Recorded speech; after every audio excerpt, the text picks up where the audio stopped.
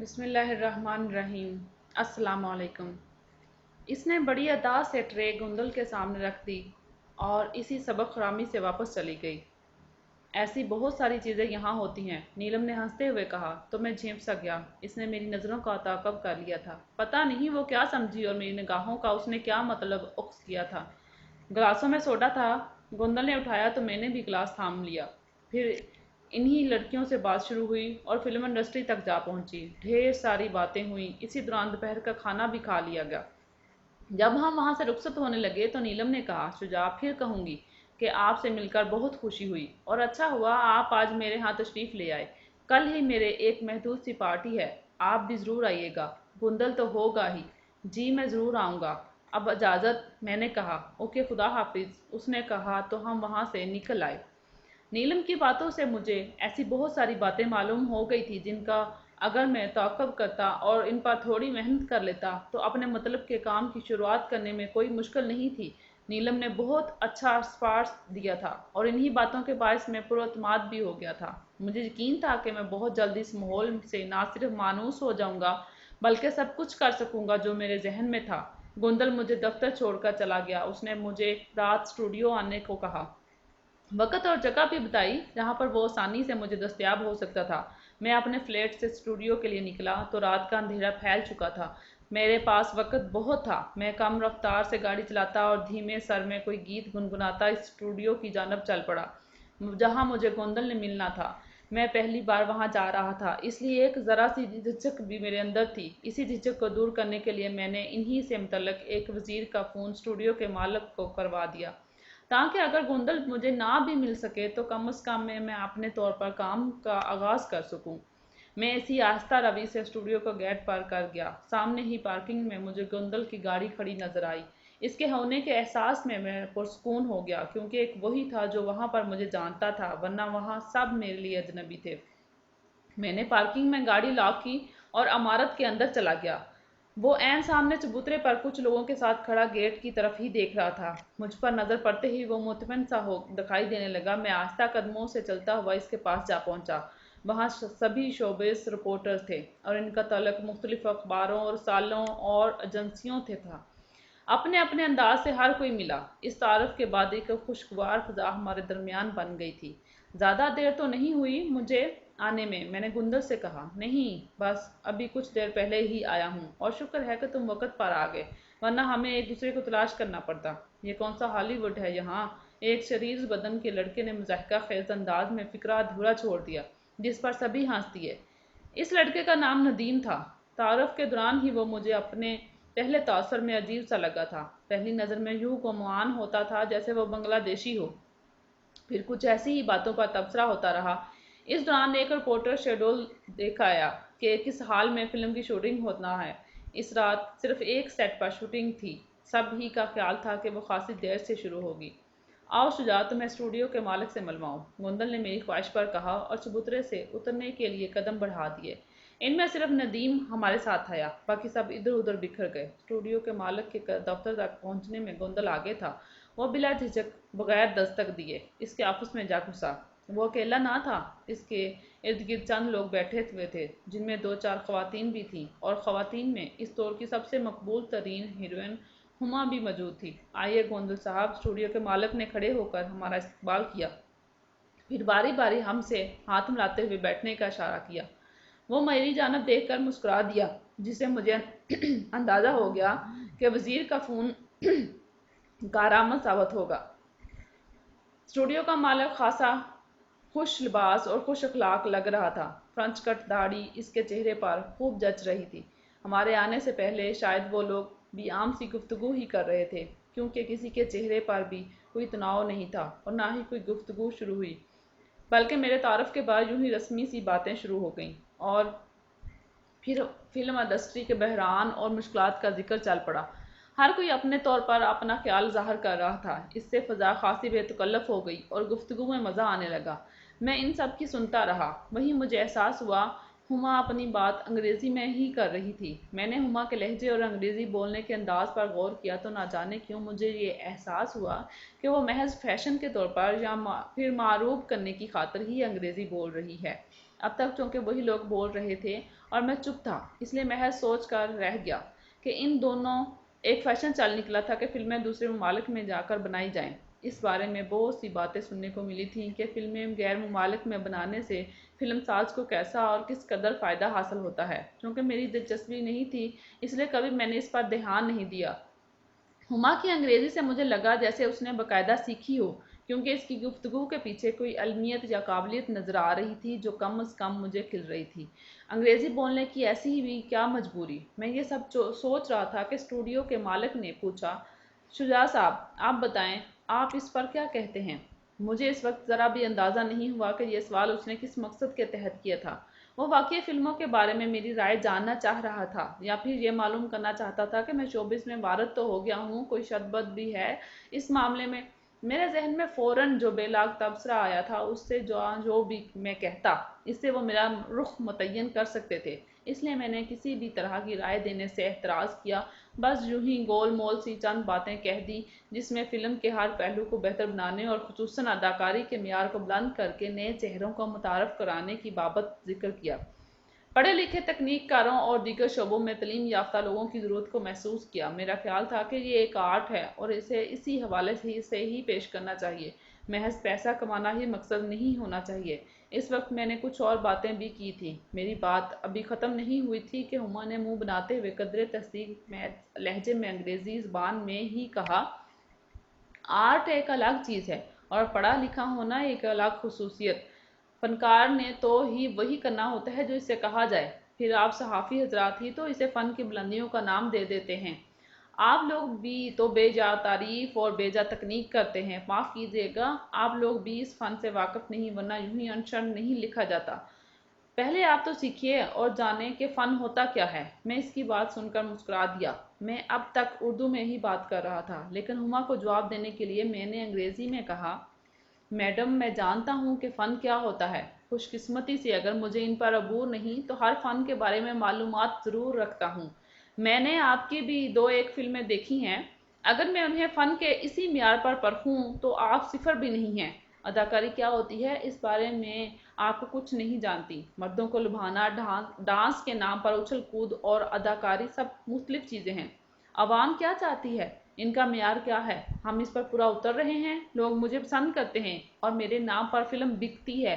میری اس کامیابی کو آپ کس کھاتے میں ڈالیں گے؟ کیا آپ یقین سے کہہ سکتی ہیں کہ آپ محض اداکاری کے بل بوتے پر ہی کامیاب ہوئی ہیں، اور بہت ساری دیگر وجوہ کی بنا پر؟ یہ حقیقت ہے کہ میں کامیاب ہوں۔ میری تعریف کرنا تم صحافی لوگوں کی مجبوری ہے۔ کیا میں غلط کہہ رہی ہوں؟ ہما نے کہا، اور میں اس کا جواب دینا ہی چاہتا تھا کہ چائے لا کر رکھ دی گئی۔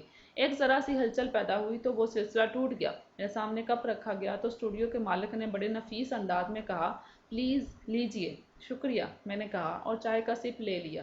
تبھی اسٹوڈیو کا مالک بولا، مجھے خوشی ہے کہ آپ بہت اچھی گفتگو کر رہے ہیں۔ آپ کی باتوں سے بہت سارے سوال میرے ذہن میں پیدا ہو گئے ہیں۔ کہیں؟ میں نے غور سے اس کی طرف دیکھتے ہوئے کہا۔ وہی سوال کہ آپ کے نزدیک فلم کیا ہے، یا آپ اسے کس انداز سے لے لیتے ہیں؟ وہ مسکراتے ہوئے بولا، دیکھیں، فلم مختلف فنکاروں کے باہمی اشتراک سے تخلیق کیا جانے والا ایسا عمل ہے جس میں فن کے تمام وسیلوں کو یکجا کیا جاتا ہے۔ اصولاً اسے مؤثر، طاقتور اور در حقیقت پر مبنی ہونا چاہیے۔ اس فن کی نسبت جس میں محض ایک وسیلہ پر بھروسہ کیا جاتا ہے، ابلاغ کے اس میڈیم کو طاقتور بنانا ہونا چاہیے، اور ہوتا بھی ہے، لیکن یہاں عقل اور شعور سے کام لیا گیا ہو، جبکہ میرے ہاں ایسی صورتحال نہیں ہے۔ میں نے آہستہ اور ٹھہرے ہوئے انداز میں کہا، مجھے یہ سمجھ نہیں آیا کہ آپ فن کو کس طرح لیتے ہیں۔ فن حقیقت کا عکاس ہوتا ہے۔ اب حقیقت تلخ ہے یا شیریں، بحث اس سے نہیں بلکہ حقیقت سے ہے۔ حقیقت کو اس انداز سے پیش کرنا کہ وہ اثر رکھتی ہو۔ آپ حقیقت سے کیا مراد لیتے ہیں؟ ایک اور موٹے سے شخص نے پوچھا۔ یہی ہماری چلتی ہوئی زندگی۔ فنکار اسی زندگی کی ٹھوس اور کھردری حقیقتوں کو اپنے تصور اور تخیل کے سانچوں میں یوں ڈھالتا ہے کہ حقیقت مسخ بھی نہ ہو اور پورا پورا اظہار ہو جائے۔ اب وہی فن سب سے زیادہ مؤثر یا عظیم ہوگا جو زندگی کے قریب ترین ہوگا۔ میرے نزدیک فن زندگی سے بحث کرتا ہے۔ ہمارے ملک کی فلمیں آپ کے معیار فن پر تو پورا نہیں اترتی۔ بالکل نہیں۔ وہی ایک روایتی انداز، ہیرو ہیروئن اور ویلن اور اس کا ماحول ہماری جیتی جاگتی زندگی سے ذرا بھی تعلق نہیں رکھتا۔ سبھی فلمیں محض تخیلیاتی بنیادوں پر بنائی جاتی ہیں، ان کا حقیقت سے دور کا بھی واسطہ نہیں ہوتا۔ یہ فن کی گھٹیا ترین صورت ہے۔ یہاں میں آپ سے اختلاف کرتا ہوں، اس موٹے شخص نے براہ راست میری آنکھوں میں دیکھتے ہوئے کہا۔ پھر بولا، ہالی ووڈ میں تخلیقاتی فلمیں بنتی ہیں اور کامیاب ہوتی ہیں، اور آپ کے کہنے کے مطابق بڑی مؤثر بھی ہوتی ہیں۔ اس پر آپ کیا کہتے ہیں؟ آپ بات کو اپنے دیش کی فلموں سے باہر لے جا رہے ہیں، اس کی نوعیت کچھ اور ہے۔ آپ ہی مجھے بتائیں کہ کیا ہماری فلمیں عالمی لیول کی ہیں؟ اگر ایسا ہے تو ہم اس تناظر میں بات کرتے ہیں، ورنہ موضوع کو اپنے دیش کی فلموں تک ہی محدود رکھنا ہوگا۔ کتنی کامیاب ہوتی ہیں، میں نے کہا، اور کوئی جواب سنے بغیر بولا، جس طبقے کے لیے آپ فلم بنا رہے ہیں اس کے پاس تفریح کا اور کوئی ذریعہ نہیں۔ وہ طبقہ مزدوروں اور کسانوں کا ہے، وہ مجبور ہیں، وہ بظاہر مطمئن بھی۔ آپ اس کا شعور نہیں بڑھا پا رہے، اور آہستہ آہستہ وہ طبقہ بھی آپ کو کھو دے گے۔ وہ کیسے کھو دیں گے؟ اسٹوڈیو کے مالک نے کہا، وہ طبقہ یا تو ختم ہو جائے گا یا پھر باشعور ہو جائے گا۔ وہ آپ کی فلم نہیں بلکہ مارکیٹ میں موجود اور تفریح کی طرف چلا جائے گا۔ آپ کی سب سے بڑی غلطی یہ ہے کہ آپ نے انتہائی مؤثر ترین میڈیم کو یوں ضائع کر دیا۔ اچھا چھوڑیں جی اس فضول بحث کو، ہما نے بتاتے ہوئے کہا۔ ہما، یہ بحث فضول نہیں ہے، بڑی اسٹوڈیو کے مالک نے کہنا چاہا تو اس نے بات کاٹ دی۔ لیکن مجھے سمجھ نہیں آ رہی ہے، وہ نخوت سے بولی۔ ظاہر ہے تمہیں کیا سمجھ آئے گی؟ جخلقت ندیم بول اٹھا۔ کیا مطلب؟ وہ تن کر بولی۔ مطلب یہ ہے کہ تمہیں صرف وہی باتیں سمجھ میں آئیں گی جو نوٹ کی زبان میں ہوں، کیونکہ تم وہی سمجھ سکتی ہو۔ اس کے لیے تمہیں جو کرنا پڑے تم کر گزرو گی، ندیم نے کہا۔ تم لوگ 2 کے صحافی مجھے ایسا کہو گے؟ وہ دانت پیستے ہوئے بولی۔ اے بی بی، زبان سنبھال کر، ندیم جیسے یکدم غصے میں آ گیا۔ ہاں ہما، تمہیں زبان پر قابو رکھنا چاہیے، گوندل نے بڑے تحمل سے کہا۔ مجھے کہہ رہے ہو؟ مجھے؟ تمہارے جیسے کئی ٹٹپونچیے میرے سامنے ہاتھ پھیلائے رکھتے ہیں۔ پھر ذرا رک کر بولی، بولو گوندل، تم لیتے نہیں مجھ سے پیسے؟ لیتا ہوں گا یہ پیسے، مگر سوال یہ ہے کہ آپ کیوں دیتی ہیں یہ پیسے؟ میں نے جلدی سے بات سنبھالی، پھر بڑے تحمل سے کہا، لیکن اب کم از کم میرے ساتھ تمہیں بہت سوچ سمجھ کر بات کرنا ہوگی۔ تم؟ ہما نے نخوت زدہ حیرت سے کہا، تمہارے جیسے کئی آئے اور گئے، اور اگر میں چاہوں تو تم خود شوبز چھوڑنے پر مجبور ہو جاؤ۔ اس نے گویا مجھے دھمکی دے دی، جس پر بجائے مجھے غصہ آنے کے ہنسی آ گئی۔ مجھے پتہ ہے کہ تم کیا ہو اور تمہیں کیسا ہونا چاہیے۔ میری یہ شان نہیں کہ تم جیسی عورت کے منہ لگوں، تاہم میرا یہ خیال ہے کہ تم وہی رہو جو ہو۔ جاؤ، کم از کم مجھ سے بات کرنے کے لیے اپنی انگریزی ٹھیک کرو پہلے، پھر بعد میں جو چاہے سو کرنا۔ چھوڑیں شجاع صاحب، ختم کریں، اسٹوڈیو کے مالک نے کہا، کیونکہ اس تلخی میں فضا خاصی مکدر ہو گئی تھی۔ پھر مگر ہما گھبر گئی تھی۔ وہاں پر بیٹھے اس کے حاشیہ برادر یکدم ہی بولنا شروع ہو گئے تھے، جس پر ہما اور شہ پکڑ رہی تھی۔ گوندل چپ بیٹھا یہ سارا تماشا دیکھ رہا تھا، جبکہ ندیم پوری طرح ہر بات کا جواب دینے کی کوشش کرتا رہا۔ چند لمحے کے لیے تو وہ دفتر مچھلی منڈی بن گیا۔ کون کیا کہہ رہا ہے، کچھ سمجھ نہیں آ رہا تھا۔ یہ طوفان بدتمیزی کم ہوا تو اسٹوڈیو کے مالک نے کہا، ہما جان، آپ جاؤ پلیز۔ نہیں، پہلے اس کو نکالو یہاں سے، اس نے میری طرف انگلی سے اشارہ کرتے ہوئے نہایت غصے میں کہا۔ تو ندیم تڑق کر بولا، نہ جانے وہ کب سے اس پر خاصا رکھائے ہوئے بیٹھا تھا۔ تمہارا باپ بھی ہمیں یہاں سے نہیں نکال سکتا، اگر ہمت ہے تو بلا لو جس کو بھی بلانا ہے۔ تم نے ہمیں سمجھا کیا ہے؟ اس دوران اسٹوڈیو کے مالک نے اپنے کچھ لوگوں کو اشارہ کر دیا کہ ہما وغیرہ کو باہر لے جائے۔ انہوں نے کوشش کی تو ہما نے دروازے میں کھڑے ہو کر غصے میں کانپتے ہوئے کہا، نہیں چھوڑوں گی تمہیں۔ میں نے کوئی جواب نہیں دیا، بلکہ منہ پھیر کر اطمینان سے بیٹھ گیا۔ ماحول پرسکون ہوا تو اسٹوڈیو کا مالک بولا، سوری، آپ پہلے دن میرے آفس میں آئے اور یہ کوئی بات نہیں، بھول جائیں، میں اسے محسوس نہیں کروں گا۔ میں نے آرام سے کہا، میرا خیال ہے کہ چائے کا ایک دور اور ہو جائے۔ اس نے ندیم اور گوندل کی طرف دیکھتے ہوئے پوچھا، میرا خیال ہے کہ اب ہم چلتے ہیں۔ میں نے اٹھتے ہوئے کہا، اب تو آنا جانا لگا رہے گا اور ہم آپ سے چائے بھی پیتے رہیں گے۔ میرے ساتھ دوسرے لوگ بھی اٹھ گئے، ہم نے ہاتھ ملایا اور وہاں سے آ گئے۔ گوندل خاموش تھا، میں نے بھی اس سے کوئی بات نہیں کی، جبکہ ندیم بڑبڑاتا رہا۔ دفتر میں ہونے والی تلخ کلامی کی خبر اسٹوڈیو میں گردش کر گئی تھی۔ اس کا اندازہ مجھے سیٹ پر جا کر ہوا۔ دوسرے صحافی دوست پوری بات جاننے کے لیے بڑے فکر مند نظر آ رہے تھے۔ انہوں نے کئی سوال کر ڈالے۔ میں اس معاملے میں نہیں بولا، ساری تفصیل ندیم اور گوندل نے دی۔ सेट पर कोई गाना, फिल्म या जाने वाला था। चंद औरतें और लड़के रिहर्सल कर रहे थे। मैंने महसूस किया कि कई नज़रें मुझे हिसार में लिए हुए हैं। मैं समझ ना पाया कि ऐसा हमसे पहले पहुंचने वाली खबर है या मेरी ज़ात की वजह से है। मैं और गोंदल हिदायतकार से तारफ़ के बातें कर रहे थे कि चंद लोग बड़ी तेज़ी से हमारी तरफ बढ़े। सभी शक्ल से गुंडे लग रहे थे। हमारे करीब आते ही उनमें से एक बड़े ही गंदे अंदाज में बोला, हुमा जी के साथ किसने बदतमीजी की है? सबको जैसे सांप सूंघ गया। मैं तवक्का नहीं कर रहा था कि इतनी जल्दी इसका रिएक्शन सामने आ जाएगा।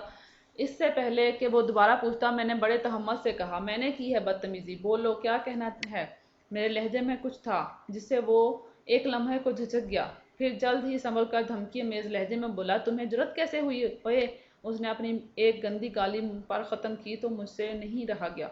इसके लफ्ज़ अभी इसके मुंह में ही थे कि मैंने सन्नाटे का थप्पड़ इसके मुंह पर दे मारा। शायद कि ये इसके लिए इंतहाई गैर तो मतवक्का थी बात ही, इसकी आंखों से हैरत उबल पड़ी। मैं लड़ने के लिए पूरी तरह तैयार हो चुका था और शायद मैं अगले लम्हे इस पर हमला कर देता कि स्टूडियो का मालिक आन पहुंचा। वो तेजी से तकरीबन भागता हुआ आया था और हाँफ रहा था। क्या क्या हो रहा है ये? इसके मुंह से बामुश्किल लफ्ज़ निकले। उसने इस गुंडे से कहना चाहा तो वो बोला, शट अप और दफा हो जाओ यहाँ से। जानते हो ये कौन लोग हैं? देख लोगा ये कौन है। गुंडे ने कहर आलूद नजरें मुझ पर डाली। समझा देना अपनी मैडम को कि वो अपने आप में रहे। मैं ऐसे ड्रामे बर्दाश्त नहीं कर सकता, स्टूडियो के मालिक ने कहा और फिर मेरी तरफ मुड़कर बोला, वेरी सॉरी, मुझे मेरे मुलाजमों ने बताया, लेकिन खैर मैं वक्त पर पहुंच गया। कोई बात नहीं, आप मत घबराएं। वैसे आपका बहुत शुक्रिया, मैंने कहा। ओके, मैं चलता हूँ, आप अपना ख्याल रखिएगा। ये कहकर वो मुड़ गया। इस वक्त तक मैं खुद पर काबू पा चुका था। मुझे अंदाज़ा नहीं था कि हुमा इस मामले को अपनी अना का मसला बना लेगी। मैं ऐसे ही सोचों में खो गया कि नदीम की आवाज़ ने चौंका दिया, बड़ी बात है यार, पहले ही दिन हीरो जैसी एंट्री। ये सब अच्छा नहीं हुआ, इसके असरात। गोंदल ने ख्वाबनाक से अंदाज में मुझे कहते कहते फिक्रा अधूरा छोड़ दिया। क्या मतलब? मैंने पूछा। तुम नहीं जानते? तुम्हें एहसास नहीं? खैर आओ चलें। गोंदल का लहजा अफसरदा था। भूल जाओ कि क्या हुआ था और कल क्या होगा, इससे परेशान नहीं होना, मैं देख लूंगा सब। चलो अब चलते हैं, मैंने इसका कंधा थपकाते हुए कहा। मगर खाना खा के मेरी तरफ से, नदीम ने जल्दी से कहा तो मैंने इसकी तरफ देखा। वो पहली ही नज़र में मुझे अच्छा लगा था और वो बड़े खलूस से ऑफर कर रहा था। चलो, मेरा अंदिया पाते ही वो खुश हो गया। वो हमें फिल्म के एक दफ्तर में ले गया। वहीं खाना मंगवाया और खाया गया। इस दौरान बहुत सारी बातें चलती रहीं। मैंने महसूस किया कि नदीम के लहजे में एक एहतजाज सा है। गुंदल इस दौरान मामले के तासरात पर बहुत कुछ कहता रहा। मैंने सबकी सुनी, लेकिन कोई राय नहीं दी। मैं कबल अज़ वक्त अपना दिमाग ख़राब नहीं करना चाहता था, मगर इनकी बातों से मैं महतात ज़रूर हो गया था। मैं दफ्तर वक्त पर पहुंच गया, लेकिन रात गए घर लौटने और मामूल में इंतहाई दर्जा की तब्दीली आ जाने की वजह से दिमाग बहुत बोझल था। तबीयत में खासी कलसमंदी थी और हुमा से होने वाली चखकाला शौरी असर भी था। मैं रिपोर्टिंग सेक्शन में आया तो अगले ही लम्हे सलीम फारानी भी आ गया। ना उसने मुझसे कोई बात की और ना ही मैंने बात की। मुनासिब समझी, यूं मीटिंग ख़त्म हो गई और वो चला गया। हसन मेरे साथ वाली सीट पर ही बैठा था। उसने मेरी तरफ देखा और हंस दिया। क्या बात है हसन? मैंने इसका मतलब समझने के बावजूद पूछा। ये तेरे एडिटर का दिमाग जी जान। अब वो अब भी मुस्कुरा रहा था। छोड़ो उसे, मैंने आराम से कहा। तुम एक अच्छी सी चाय बनवाओ मेरे लिए। ठीक है मेरी जान। उसने मेरा मूड समझते हुए पेवन को चाय लाने का कहा। तो मैंने नज़र दौड़ाई कि फ़ोन सेट किधर पड़ा है। तभी मेरी नज़र मारिया पर पड़ी। वो एक टिक मेरी तरफ देखे चली जा रही थी। इसकी निगाहों में क्या कुछ था, मैं समझते हुए भी समझना नहीं चाह रहा था। मैंने जैसे ही उससे निगाहें फेरी तो वो कह उठी, बहुत थके हुए दिखाई दे रहे हो शुजा। मैंने इसकी बात का जवाब नहीं दिया और शायद इसे मेरी तरफ से किसी जवाब की उम्मीद भी नहीं थी, इसलिए फ़ौरन बोली, लगता है फिल्मी परियों में कुछ ज़्यादा ही दिल लग गया है। यूँ रातों की नींद भी उड़ गई। हाँ जी, वहाँ तो रातें जागती हैं। किसी ने लुत्मा दे दिया। यार शोबिस है, इसकी चकाचौंध तो बड़ों बड़ों को अपना आप गंवा देने पर मजबूर कर देती है। एक खतून रिपोर्टर सलमा ने मुस्कुराते हुए कहा। कुछ लोगों को राजा अंदर बनने का बहुत शौक होता है, मारिया ने तंजिया अंदाज में कहा और फिर बराह रास्त मेरी तरफ मुतवज्जा होकर कहने लगी, शुजा, कहीं तुम्हें भी तो ये शौक नहीं चढ़ गया? क्या मतलब? मैंने उसे नज़रअंदाज करना चाहा। होता है कि बाज़ लोग जो ऊपर से नज़र आ रहे होते हैं अंदर से कुछ और होते हैं, जैसे तुम बाहर लिए दिए रहने वाले शख्स। लेकिन तुम्हारे अंदर भी कोई ऐसा शख्स मौजूद है जो ऐसी तवाइफों को चाहता हो, इनसे तल्लक पर خوش ہوتا ہو۔ اس کا لہجہ انتہائی طنزیہ اور کاٹ دار تھا۔ مریم، مجھے سمجھ نہیں آ رہی کہ تم کیا کہنا چاہتی ہو۔ میں سمجھتے ہوئے انجان بن گیا۔ تم سمجھ کر بھی سمجھنا نہیں چاہ رہے ہو، لیکن میں تمہیں اتنا سمجھا دیتی ہوں کہ تم ایک رپورٹر ہو، لہٰذا اس دنیا سے نکل آؤ۔